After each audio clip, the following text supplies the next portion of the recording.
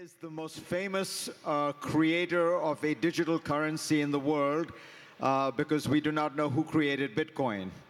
After Bitcoin comes Ethereum, and in some ways it is a broader phenomenon than Bitcoin. And he is in his 20s, we think. When asked his age, he says it is somewhere between 23 and 96. So we're not sure. But before we begin, Victor wanted to say a few words. Yes, of course, I will. But Vitalik, good evening, because now we have video link with Beijing, and now already, I think, 10 p.m. Vitalik, before you will start your conversation with Farid Zakaria, I want to say just few words. 1 year ago, when we started to think about program for our 15th YES conference, of course, we decided that right time to talk about blockchain. And first, whom I asked, who is the right person to invite, it was my son, Roman. And Roman gave me a few names, but of course he said, but the best, it will be the dream if you will be able to convince Vitalik Buterin. And I asked him immediately, who is this? And my son explained to me that this is founder of Ethereum. And I learned, of course, since then a lot about Vitalik. And I spoke with the different people, and I asked their opinion, whom we have to invite. Different people from business world, from media, scientists. They gave me different short lists, but almost in all these short lists, it was one name. It was Vitalik Buterin. But many people told me, Victor, it will be great, but very small chance that you will be able to convince him because he is really focused on development of Ethereum platform. And yeah, I know it was, frankly speaking, very difficult. I want to make a long story short. The man who was absolutely instrumental, who helped us to convince Vitalik, it was his business partner, Vlad Martinov. He is here in this room. Vlad, thank you very much. And of course, he will spend with us this day and tomorrow, and you will be able to ask him about Ethereum, about blockchain. But now, I wish you fantastic, incredible conversation about something really most revolutionary, about blockchain, and if blockchain will change the world. And you will talk with one of the real living young genius. Sorry, it's really my opinion about that, Vitalik. And with one of the greatest brain behind this revolutionary technological transformation. I wish you fascinating conversation, Vitalik, and Farid, floor is yours. Thank you very much. Thank you so much, Victor. First, let's try to make sure that, well, we don't have blockchain technology here, so I just want to make sure that this is working. Vitalik, can you hear me? Yes, I can hear you. Great, Farid. Great. So what I wanted to start with, and in a way get to the story of Ethereum and blockchain, by talking about how you got to it. You were born in Russia, you moved to Canada when you were 4 years old, and people tell me you were kind of a math genius or a math geek. So give us a sense of what were you doing like at 5 years old? Were you solving differential equations? Not differential equations, just multiplying numbers. And you could memorize pi up to what place, what decimal place? Now we're talking when you're 5 or 6 years old. Well, well, when I was 5 or 6, I probably didn't know what pi is, but I got to around 100 when I was 10. And did you realize that you were, obsessed with math? Were you like, what kind of a kid were you? I knew that I was weird, but I was kind of unhappy about being weird. Like, there were definitely moments when I just wished I could kind of be more like everyone else in every way. And at what point did you begin to see it as an advantage?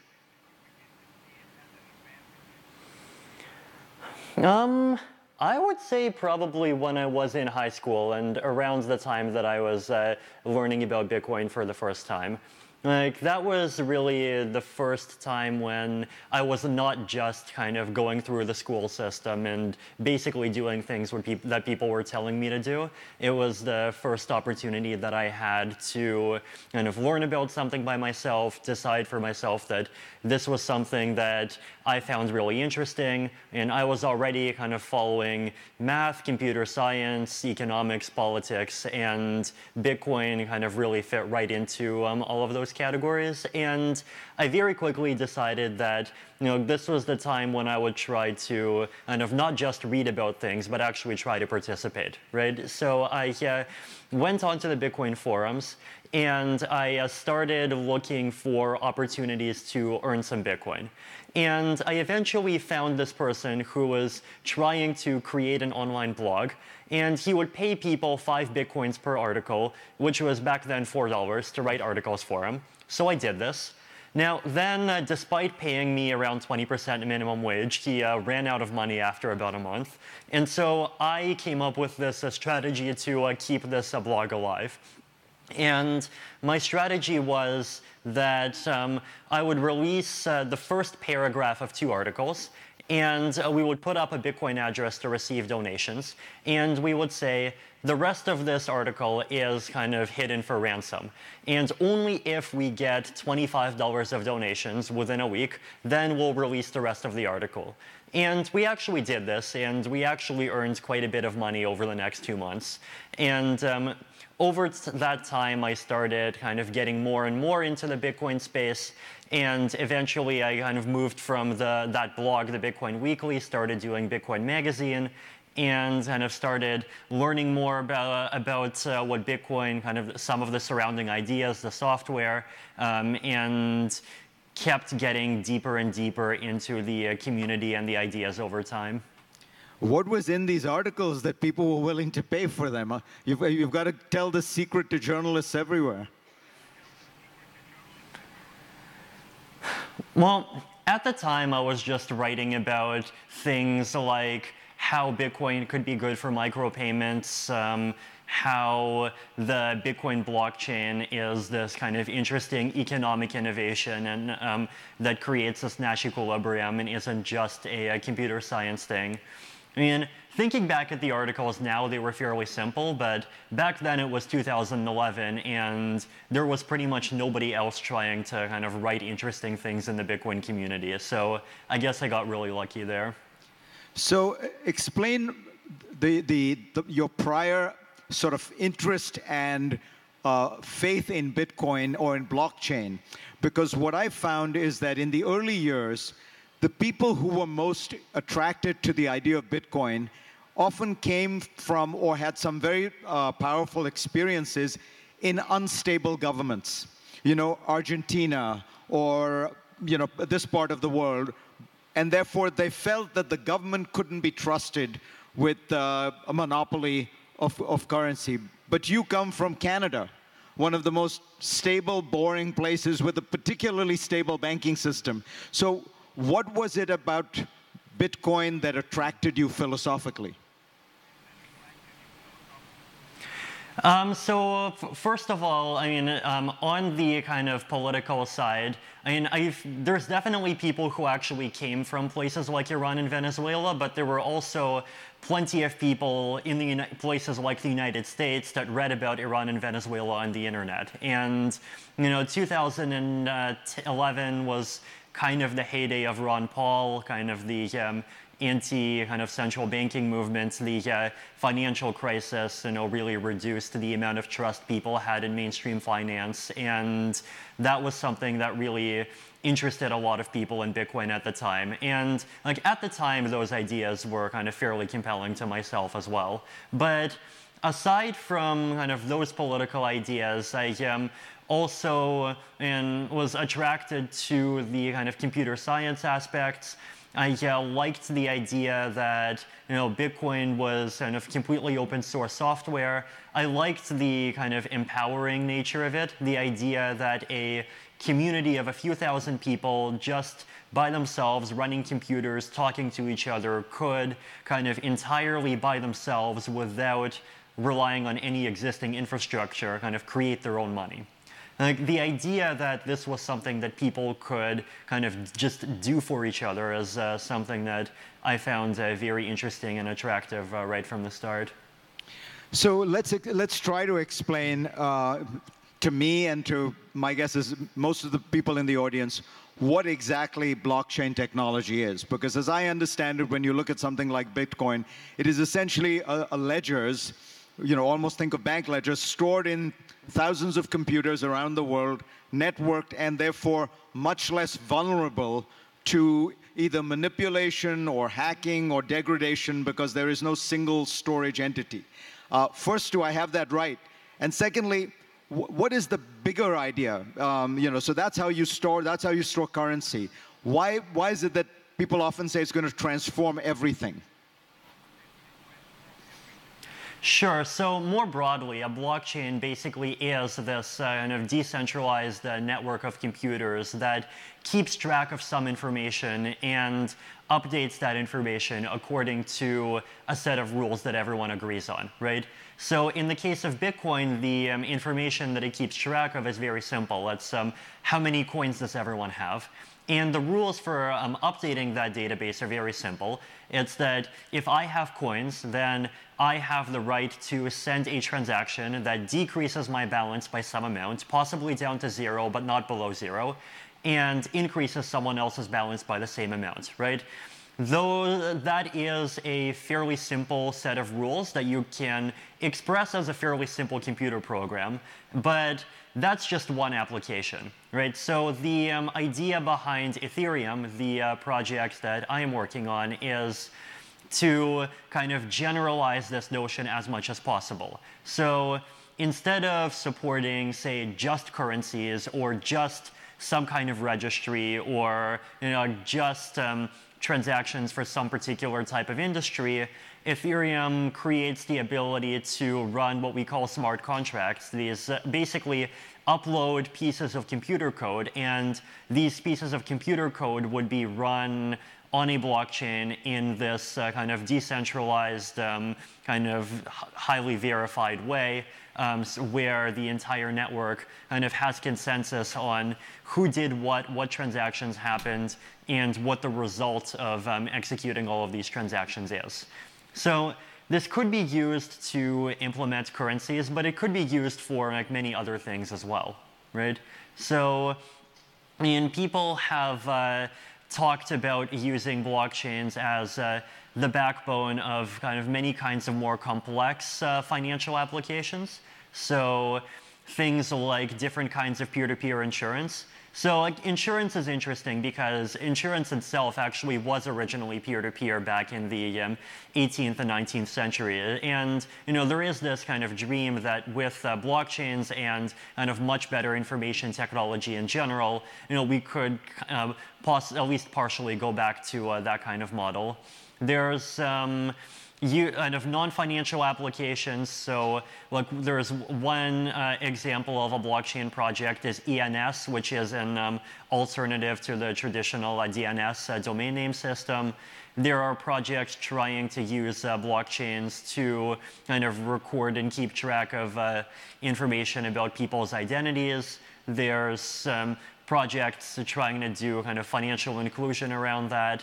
There are projects that are trying to use blockchains to record information about manufacturing supply chains, to kind of execute business logic for particular industries. So you could take entire industries, say something like, I don't know, hotel booking, train booking, I don't know, and like you can imagine a decentralized system that would like basically allow many different companies, many different kind of service providers to interact on this same common platform and basically get the kind of network effect benefits and efficiencies as though the entire system was a monopoly, without the problem that, of having a monopoly that has someone who controls it that creates the centralization of power. So when I look at the world of technology right now, it does seem as though it has created a move toward an oligopoly, or rather a kind of series of monopolies. When you think of Facebook, Google, Amazon, to a certain extent Apple, to a certain extent Microsoft, so much so that when you go to Silicon Valley now, young entrepreneurs are not even thinking of doing an IPO. They're asking themselves which of those 5 companies is going to buy them. Does blockchain have the power to disintermediate some of those monopolies? I definitely think that's part of the dream. Like, I definitely think it's a fallacy to say that kind of all internet technologies were kind of originally thought as being decentralizing, but then each one of them ended up kind of centralizing things even more. So, for example, the original internet and just people's idea to make websites, communicate to each other, send email, I think still is a decentralizing force. The one kind of big centralizing force that I think counteracted things is basically kind of big data silos and kind of machine learning, deep learning, and AI that allowed those companies with bigger silos to do a much better job of kind of interpreting and extracting information from those silos. Right now, cryptography, which I personally consider blockchains to be part of, I mean, I do still think it is kind of inherently a decentralizing technology in that it allows us to create systems where people can cooperate with each other without needing to have kind of one central point of coordination, one central point of data collection. So, like, even outside of the blockchain space, there's some interesting projects that are happening right now that use special kinds of encryption to create kind of big data marketplaces where, like, basically users can kind of have their data, they can sell their data, they can get the benefit of selling their data if they want to, but it's still kind of under their control. And there isn't kind of one central point that actually gets all of the information and can do whatever they want with it or get hacked. And in a lot of these projects, like blockchains do end up being a kind of very substantial and big part of the solution. So I do think that, in multiple ways, blockchain-based technologies can kind of at least make it easier to build systems that are closer to that ideal. So for the average person, how will their life be changed with the increasingly widespread use of blockchain? What does it mean? It means lower costs for financial transactions, greater financial inclusion. I think that part we get because of the Bitcoin, kind of phenomena. But if it's so much broader than that, how will it transform day-to-day life?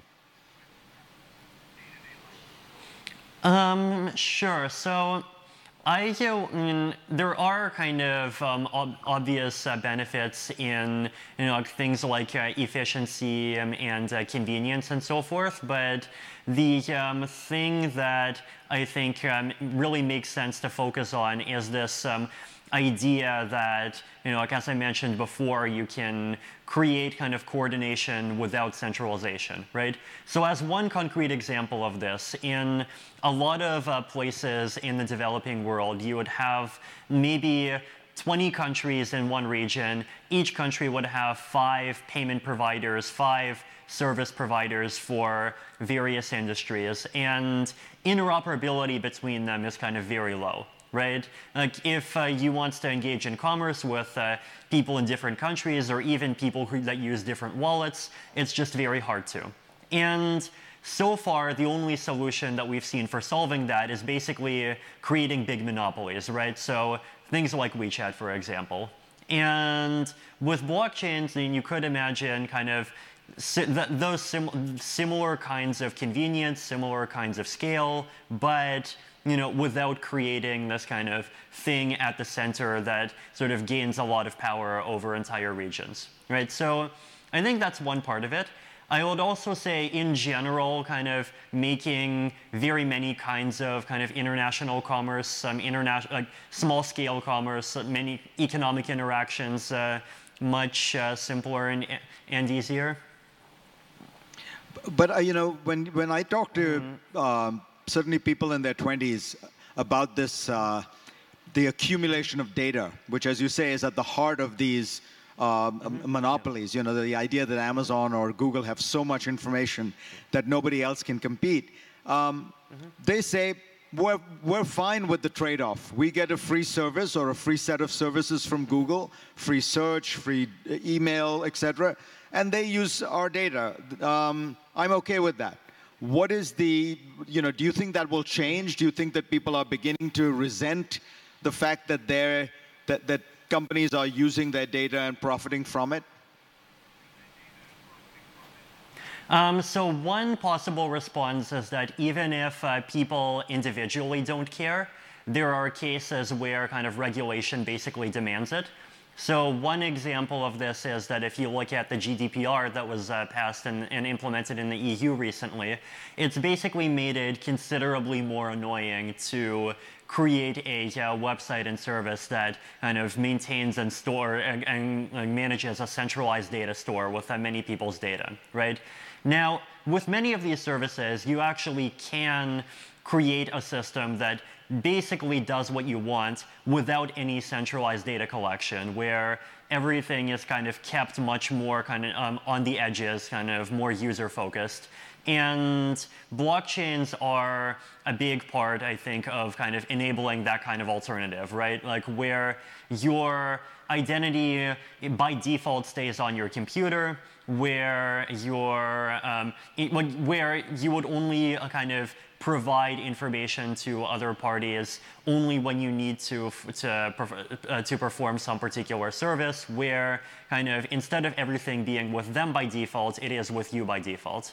So in regulation, I think could end up being one of the forces that kind of very counterintuitively, I think, because of how kind of many people think blockchains are about kind of running away from regulation, which is still possible to some extent, but to some extent, I think the blockchain space will be encouraged by that. Aside from that, there are also kind of not just kind of the direct benefits of things like privacy and self-sovereignty, but also kind of indirect benefits.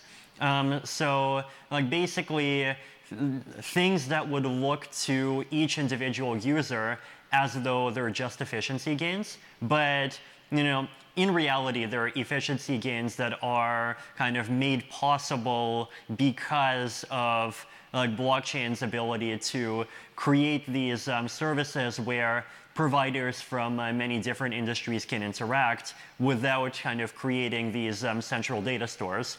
And I'd also add that kind of institutions actually do tend to be kind of very protective of their data already, right? So things like financial institutions, different kinds of data institutions. So kind of on the corporate institutional side, I think there is also kind of clear evidence of demand for things like privacy and data sovereignty. And aside from that, I do think that there is a kind of a substantial market for enthusiasts that just deeply care about these things, either for ideological reasons or for kind of practical reasons, like they live in places like Venezuela and they're afraid of their governments, or they're kind of political activists in various places and things like that. So I think kind of all of those users are important. So I know that you're spending a lot of time in East Asia, particularly in China. And it seems to me that the biggest kind of centralized data collection effort in the world right now is taking place in China, both at the level of the government, but also at the level of companies like Alibaba or Tencent. Do you think, what is the impact that blockchain will have on this, on Chinese big data? So I actually feel like kind of in the short term, it may well be the case that that the benefits of blockchains that I talk about will be kind of felt in the parts of places like Southeast Asia outside of China rather than in China and kind of other developed areas. Like basically the reason is that I talk about kind of coordination without centralization, and many industries in China already have coordination with centralization, right? And so the pitch of kind of moving from centralized to decentralized, to people, to kind of idealistic people like me, it's very compelling, but to the average person, it's definitely much less compelling. Whereas going from no coordination with decentralization to having coordination with decentralization to having things like interoperability, I think is valuable. And also, even in places like China, there are many industries, right? And there are still plenty of industries where kind of the government is not heavily involved at all, where there are no monopolies, where there are kind of things that are done differently in different provinces, and there are coordination challenges. So, I think there is kind of significant potential too. But it sounds like you're not saying that blockchain is going to be the kind of decentralizing force that in some way, kind of erodes the centralizing power of the Communist Party and the centralized state of China. And I definitely don't like kind of making, idealistic and kind of very big predictions before I personally feel like I have kind of the evidence to back up that it'll actually happen. I think it's important to kind of recognize the magnitude of social change that actually is possible. So, for example, the internet, it definitely was a real revolution in kind of the entire world. It made massive changes to how things work in many industries and many areas of society in very many cases for good. In some cases, we can argue for ill. But there are many things that did not change, right? Like countries still exist. Political movements are in many cases still similar to what existed 30 or 40 years ago. And with blockchains, I don't think that we need to literally topple governments in order to kind of say that we've made kind of very positive change through decentralization that brings a lot of value to society.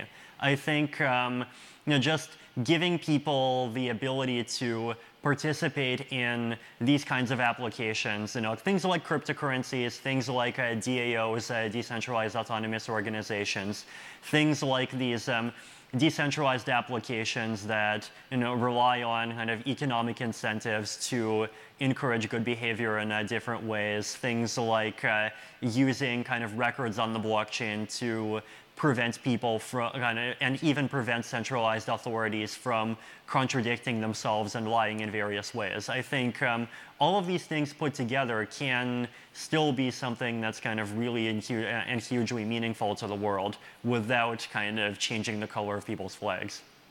What is the danger of cryptocurrency or Bitcoin or blockchain? What keeps you up and what makes you worry? Is it possible for, just precisely because it's such an open architecture, is it easier to hack? Is it give us a sense of what are the things that could go wrong? Sure. So I suppose one of the things that I'm worried about is that kind of the ratio between people who use blockchains for things like speculation to people who use it for building kind of real applications. If that ratio continues to be kind of too high and too lopsided and going into the long term, then I think like that could easily end up, leading to kind of less interest, leading to crackdowns, leading to it being harder to use blockchains for the good things that we think they can be used for. And I personally, do have a lot of hope that as some of the kind of scalability and usability kind of security technologies that we're working on really starts to develop and get deployed over the next 1 to 2 years, that a lot of, there actually will be many more kind of real applications coming out. But, these are still predictions, and, being intellectually honest, I think, we have to say that there are predictions that kind of haven't happened yet, and there are still things that we hope will happen. But I do think there is a lot of reason to hope that they'll happen. So I guess kind of in general, the risk that there will be that there will continue to be kind of speculation on cryptocurrencies and like Ponzi's and so forth, and that the kind of the good ideas will sort of take too long to materialize is definitely a concern. And I mean, I've definitely feel like we've been trying to kind of encourage these and kind of help push the what we think are kind of the next category of use cases along. So that's the short-term issue. The longer-term issue is, of course, there's with any of these kind of technologies that create radical change, they're inevitably going to create radical change in directions that we haven't anticipated. So the internet, clearly led to kind of democratization of, media, the way that people talk to each other. But at the same time, first of all, and I have read your book, The Future of Freedom, Illiberal Democracy at Home and Abroad, and I know quite well that there is such a thing as good democratization and bad democratization, and we need to kind of be careful to ensure and be sure that it's the good kind of democratization that we're pushing toward. And also, there is always the possibility that there will be kind of new kinds of centralized power that this enables that will kind of become even more entrenched and difficult to get rid of. But at this point, this is very abstract, right? And this is kind of extremely difficult to really predict sort of what form it'll take and what it'll look like. Like in the 1990s, it would be hard to predict that 20 years later, we would be complaining about weird entities with names like Google and Amazon and Facebook controlling too much of our personal data in big underwater boxes that run computers with 5 gigahertz. So, but just on that, so we just have to, just on that, because it's such an important point. Yes, you're absolutely right. And so then, my question to you is: do you believe that we could see as much change in the next 20 years as we did in the last 20 years, or have these companies arrived at some position of market power that allows them to create such large moats, particularly with information, that they're actually going to be secure for a long time? So I feel like the companies will be kind of secure in some way, but there's a question of degree, right? There's the question of look at something like Microsoft right now, for example, right? In the 1990s, it was kind of this great big evil behemoth that everyone was really afraid of, and these days, Microsoft, I personally feel like they've actually improved in many significant ways. They've even kind of been collaborating with the blockchain community to some extent. They've been collaborating with open source more and more. And as the kind of centers of power moved away from kind of whether or not proprietary software on local computers to sort of big data,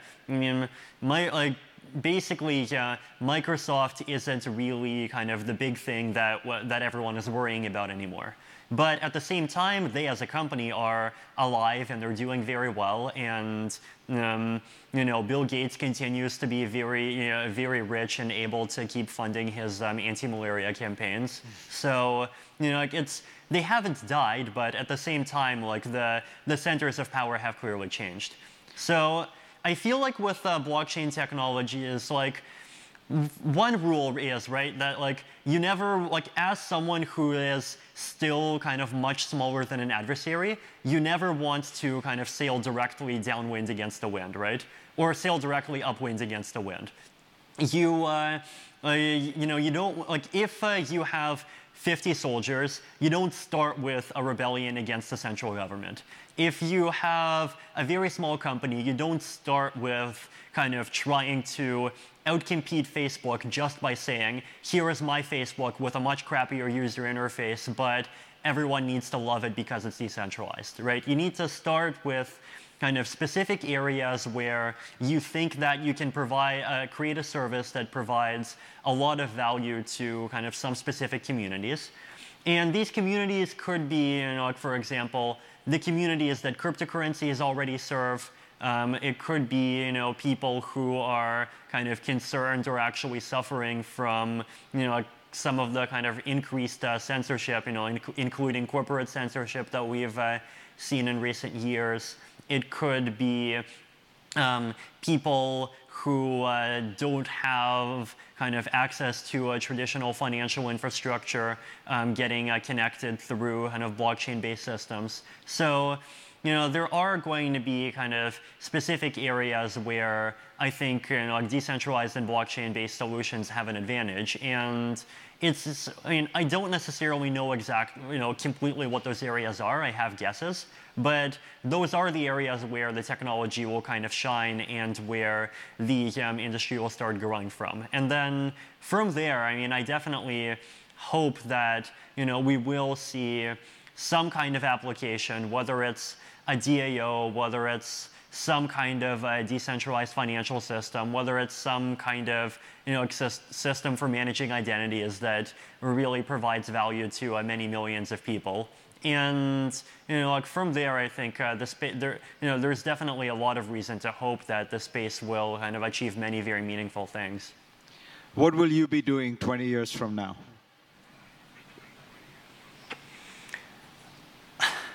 I personally actually only plan my travel schedule a maximum 3 months in advance. The space is just kind of moving forward so quickly, and the challenges are kind of changing fairly quickly. The places where the activity is happening are changing quickly, that even at this point, it is kind of fairly hard to predict. One thing that I do hope is that over the next few years, we go beyond just talking about how to make blockchains work well enough that things can be built on top of them, and actually start kind of much larger efforts at really building things that use blockchains. And this has started already, but I think that's where the focus will kind of inevitably shift over time. And who knows? Maybe in 20 years I will be kind of part of that space myself. Maybe I will kind of become someone, like Linus Torvalds, who kind of sits, like more in the shadows and still focuses primarily on kind of keeping the core stable. Maybe something else. It ultimately depends on kind of what the situation in the industry and the world in general requires of me. But do you think of yourself as more like a Tim Berners-Lee or more like a Bill Gates?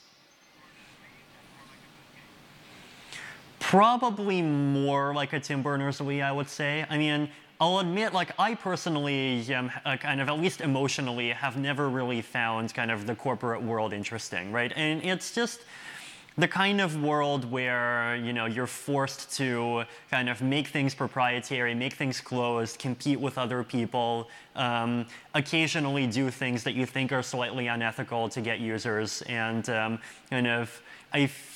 I personally kind of I guess, value purity in myself a bit too much. So, and I personally am just, too interested in ideas, right? Like, I'm not the sort of person that would ever be a kind of good traditional corporate spokesperson. I mean, I feel like at heart, if you read my articles, places like Vitalik.ca, I'm an intellectual, and I probably would focus on things that are kind of closer to that passion rather than trying to build some kind of multi-billion-dollar company.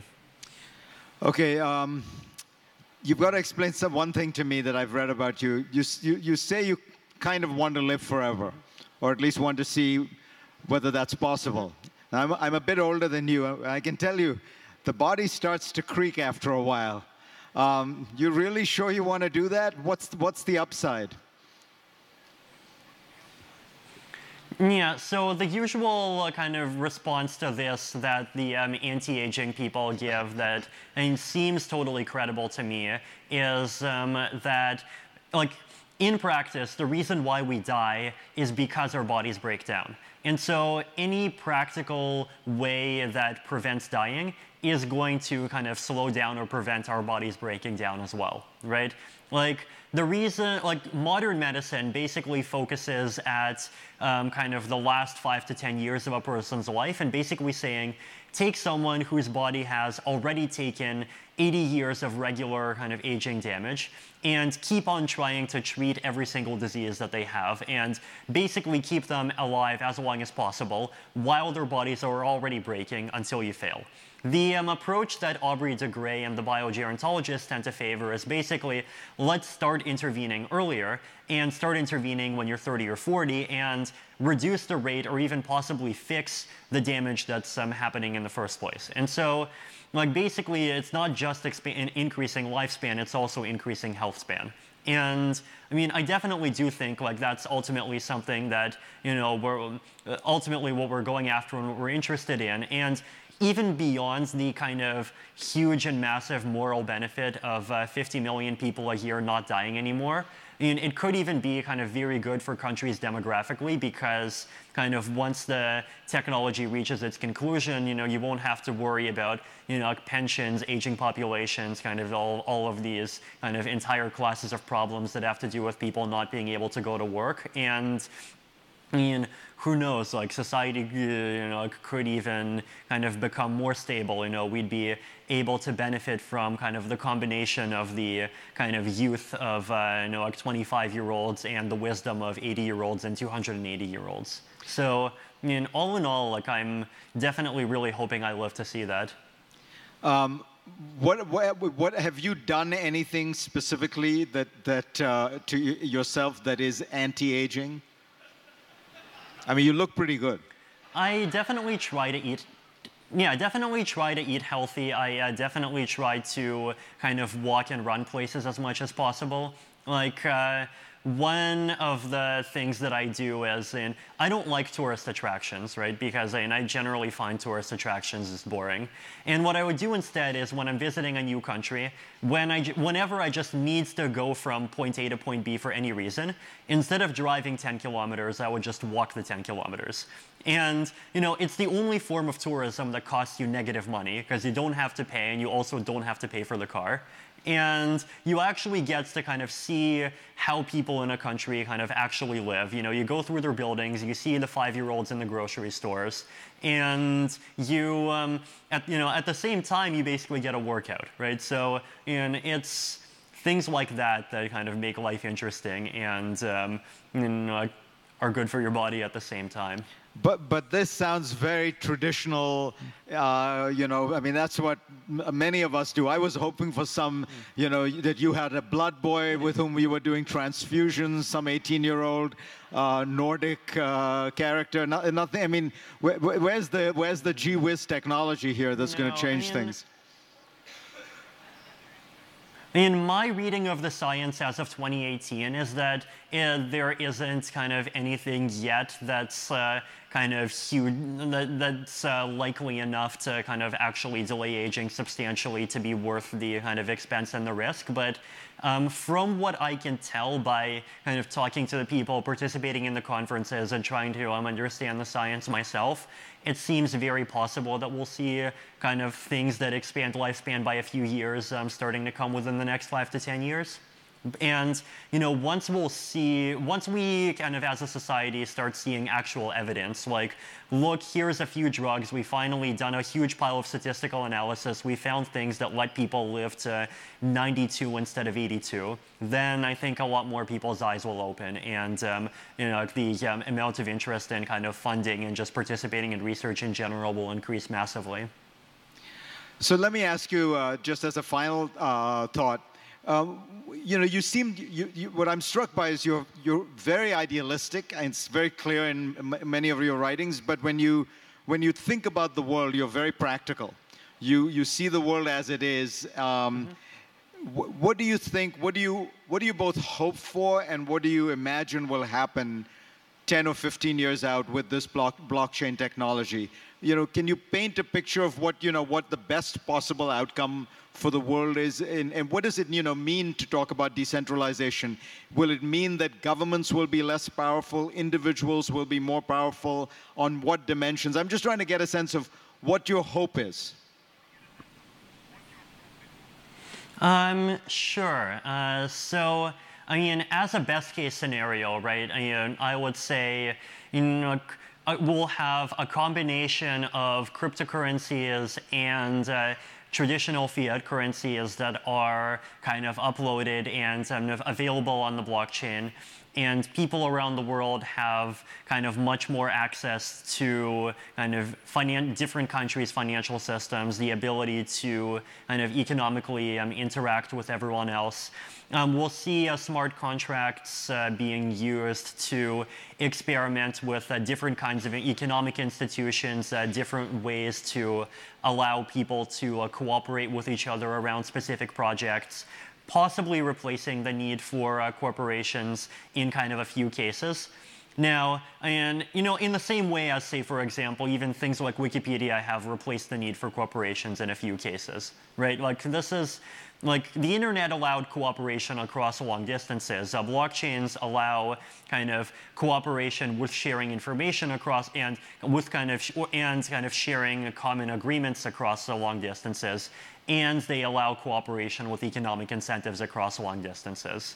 I hope that we'll see blockchains being used to provide possibly improve political systems in different ways. So this could be things like campaign funding being done in some kind of transparent blockchain-based way. It could be blockchains being used to kind of experiment with different kinds of governance systems, different kinds of kind of resource management systems. We could imagine blockchains enabling communities to launch their own kind of community currencies.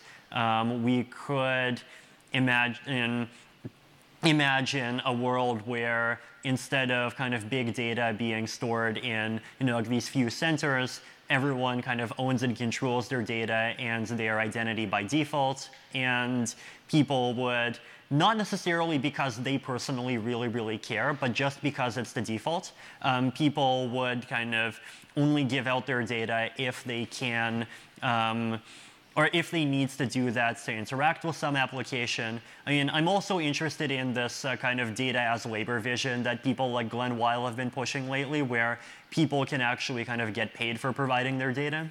I would hope that we can see kind of blockchains together with technologies like zero-knowledge proofs, allowing us to build systems that are kind of both privacy-preserving and kind of guarantee to us that they're honest.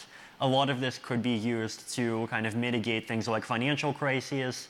Another kind of thing that personally attracts me about this space is the idea that we can kind of get more security and get more trust without having to have kind of widespread surveillance or restricting people's freedom in the same way.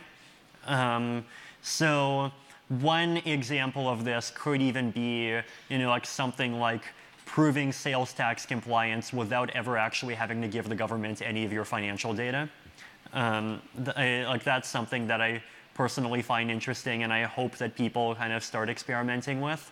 You could imagine blockchains being possibly used in kind of things like petitions, kind of some different kinds of gadgets that would allow governments to kind of be more responsive to kind of people's opinion in different ways.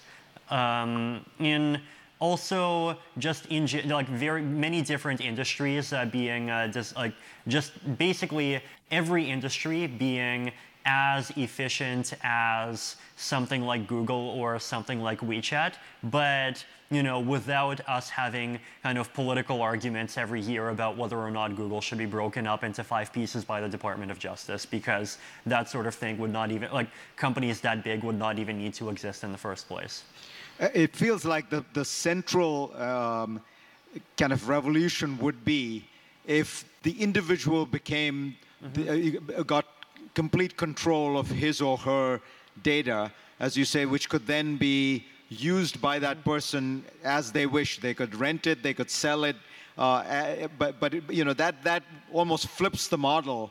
And as you say, with blockchain, seems increasingly possible. I don't know if you've looked at the Indian Aadhaar program, this biometric ID, which now 1.1 billion people have. And it feels to me like you could imagine something like that happening there. Would it have the power to spread to everywhere? Even it does feel like this is a mixture of technology, politics, regulation, all having to move. It definitely is. I definitely am kind of also personally interested in this idea that can we have some kind of global identity system that's not nation-state dependent? Basically because, I do feel that in an interconnected world, having kind of basic tools for kind of being connected with other people should just be a global human right. And ideally should not depend on kind of the competence or the kind of, ideally, should be something that, people would have access to even in failed states.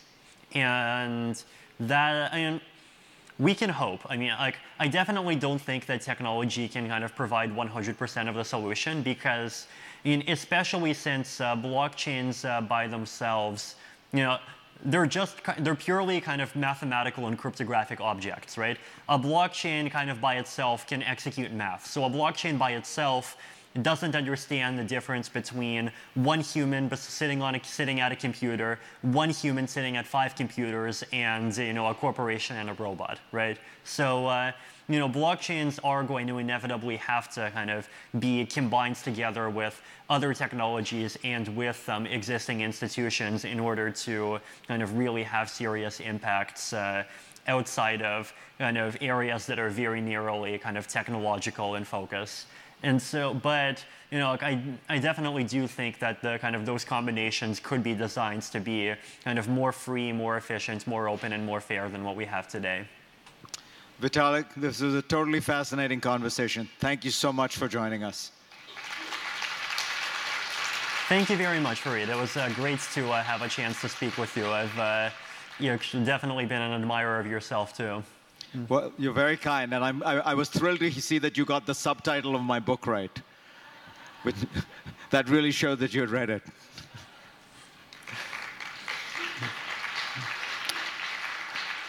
All right, I think that was completely fascinating, and I think it shows you that while we talk about the politics that is moving in one direction, there is this technological wave moving that is going to be having a huge impact on the world, regardless of the rise of nationalism, populism, and such. The only disappointing news for me came in the sense that if you're in your 20s or 30s, you're going to be able to fix your body so that you don't age. But for those of us who are past that point, it's looking worse and worse.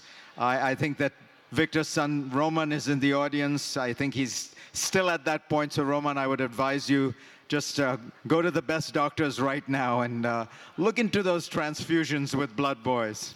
Thank you all very much.